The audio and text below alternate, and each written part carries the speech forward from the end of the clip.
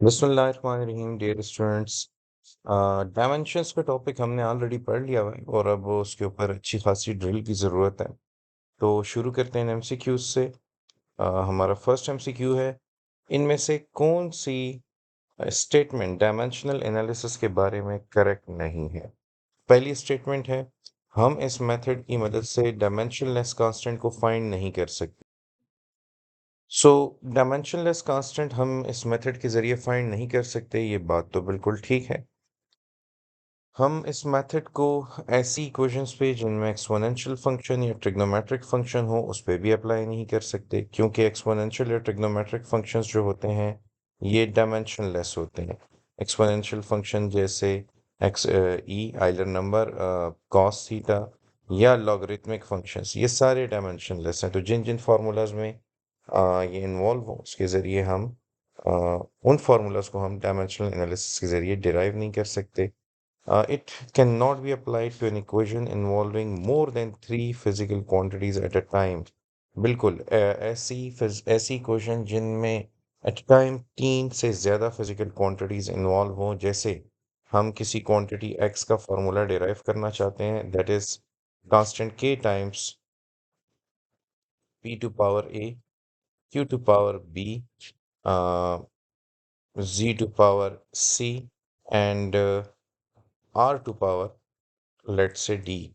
अब इसमें तीन से ज़्यादा क्वांटिटीज इन्वॉल्व हैं। जब भी ऐसा होगा तो डायमेंशनल एनालिसिस के ज़रिए अगर हम इस फार्मूले को डिराइव करने की कोशिश करेंगे तो कोई यूनिक सॉल्यूशन नहीं मिलेगा, जब तक कि हम इस पे कोई रिस्ट्रिक्शंस या लिमिटेशंस ना लगाएं। तो यहाँ पे मल्टीपल फार्मूले आएंगे डेरिवेशन के दौरान, और हमें पता नहीं होगा कि उनमें से कौन सा फार्मूला करेक्ट है। इसलिए all of these is correct about dimensional analysis. ख्याल किया करें, जब जी आ जाता है ना नॉट रॉन्ग, ये बड़ा डेंजरस होता है। तो नॉट रॉन्ग का मतलब है इज करेक्ट। आप फिर उसको स्पेशल तवज्जो से किया करें। In the equation y is equal to y naught e to power minus beta t square, where beta is a physical quantity and it has dimension of। अब ये बड़े मजे का क्वेश्चन है, देखें। ये जो e to power minus beta T square है, इसकी तो खुद कोई डायमेंशन है ही नहीं।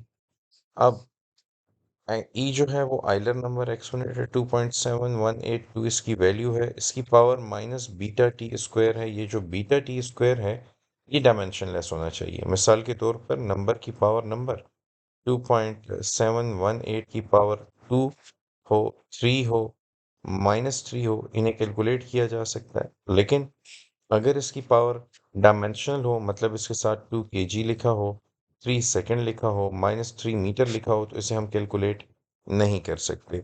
इसलिए ये पूरा जो पावर है ये डायमेंशनलेस होना ज़रूरी है। तो याद रखिए कि जब भी कॉस थीटा आ जाए, थीटा डायमेंशनलेस है। यानी आर्गुमेंट में कोई भी क्वांटिटी जैसे ओमेगा टी डायमेंशनलेस होगा। अगर टी टाइम है तो ये इन्वर्स ऑफ टाइम होना चाहिए। इसी तरह लॉग ऑफ एक्स वाई आ जाए तो एक्स वाई डायमेंशनलेस होगा। अगर एक्स जो है वो मीटर है तो वाई जो है वो मीटर इन्वर्स होगा। इसी तरह अगर इस इक्वेशन में हमारे पास e to power minus beta T square है तो ऑब्वियसली ये सेकंड स्क्वायर है, तो फिर बीटा को भी 1/2 स्क्वायर होना चाहिए ताकि ये कट जाए और ये क्वांटिटी हमारे पास डायमेंशनलेस हो। Which of the following may be used as a valid formula to calculate the speed of ocean wave? Ocean wave की स्पीड फाइंड करने के लिए इनमें से कौन सा फार्मूला वैलिड है, तो उसके लिए आपको डायमेंशंस चेक करनी पड़ेंगी कि राइट हैंड साइड पर डायमेंशन जो है वो वेलोसिटी वाली ही होनी चाहिए। So square root lambda g को अगर आप ट्राई करें तो स्क्वायर रूट लेमडा, लेमडा का यूनिट है मीटर, एक्सेलरेशन जो है वो मीटर पर सेकंड स्क्वायर है। So it is metre square per second square which is equal to metre per second whole square. Square square root cut जाएंगे, metre per second आएगा। इसका मतलब कि ये फार्मूला करेक्ट है, बाकी को चेक करने की ज़रूरत ही नहीं है, क्योंकि ऑल ऑफ दीज अगर होता तो फिर मैं बाकी options check. Dimensions of angular acceleration are, so angular acceleration is the time rate of change of angular velocity, and angular velocity is the rate of change of angular displacement. इसका unit है radian पर second, तो angular acceleration का unit बनना चाहिए radian पर second upon second, which means radian पर second square. अब रेडियन तो डायमेंशन में यूज़ नहीं होता, विच मींस के इसकी डायमेंशन एंगुलर एक्सेलरेशन की t-2 बनेगी। Dimension of energy are same as those of, energy की डायमेंशन वर्क से मैच करती हैं, वर्क का यूनिट भी जूल है, एनर्जी का यूनिट भी joule. Dimensions of gravitational constant जी, अच्छा यूनिवर्सल ग्रेविटेशनल कांस्टेंट है। इसकी डायमेंशन अगर आप फाइंड करें तो ये फोर्स, ग्रेविटेशनल फोर्स के फार्मूले में Newton universal law of gravitation इसमें यूज होता है। फार्मूला आपके सामने है। G is equal to F R square upon m1 m2। This is Newton, यानी फोर्स की जगह न्यूटन या kilogram metre per second square का इस्तेमाल करना चाहिए, मल्टीप्लाई विद रेडियस की जगह रेडियस स्क्वायर मीटर स्क्वायर बन जाएगा, और m1 और m2 की जगह किलोग्राम किलोग्राम आ जाएंगे, कैंसिल हो जाएगा। So you get kilogram inverse, ये वाला किलोग्राम ऊपर चला जाएगा, meter square into meter becomes meter cube multiply with per second square. So it is m minus 1 L cube t minus 2. m minus 1 L cube t minus 2 is option B. These are the dimension of m0 L0 t0 represent dimensionless entity to strain is change in length per unit original length। तो ये तो है, लेकिन क्योंकि all of these का option मौजूद है तो मुझे सारे ऑप्शंस चेक करने चाहिए। Refractive index is the speed of light in vacuum to speed in medium.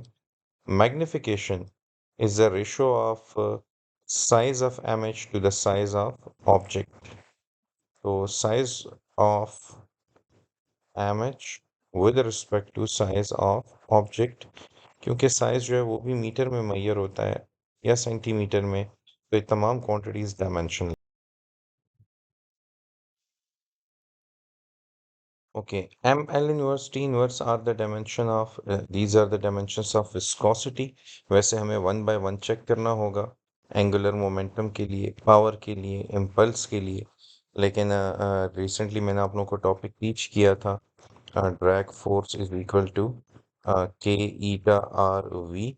तो वहाँ से हम ईटा का फॉर्मूला बना देते हैं एफ डी डिवाइडेड बाय के आर वी। अब जो ईटा की डायमेंशन है वो, क्योंकि के तो डायमेंशनलेस कांस्टेंट है, उस पर डिपेंड नहीं करती, तो वो सिर्फ और सिर्फ f d divided by r v पे डिपेंड करती है। अब एफ जो है फोर्स है which is kilogram metre per second square, और रेडियस मीटर में मैयर होता है, वेलोसिटी मीटर पर सेकंड में मैयर होती है, तो मीटर मीटर कैंसिल हो जाएंगे, you get kilogram per metre, ये मीटर ऊपर आ जाएगा, s to power -2 into s to power +1, ये वाला एस ऊपर आ जाएगा, you get kilogram per metre per second. It is m L inverse T inverse.